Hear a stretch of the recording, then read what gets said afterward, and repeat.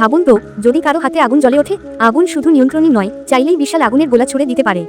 এই মানুষটি ঠিক এমনই একজন ছিল। জন্মেছিল নায়ক হবার জন্য, কিন্তু তার ভাগ্যে লেখা ছিল ধ্বংস।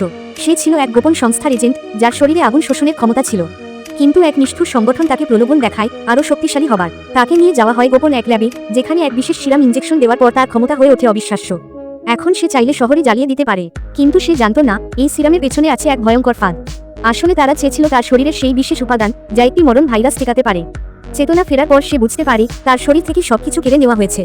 রাগে গর্জে ওঠে সে, আগুন ছুড়ে প্রতিশোধ নিতে গিয়ে নিজের হাতি পুড়িয়ে ফেলে। পালানোর চেষ্টা করে, কিন্তু ভুল করে নিজের শরীরে আরেকটি সিরাম ঢুকিয়ে ফেলে। এবার তার শক্তি বেড়ে যায় সীমাহীন, কিন্তু মানসিক নিয়ন্ত্রণ হারিয়ে ফেলে সে।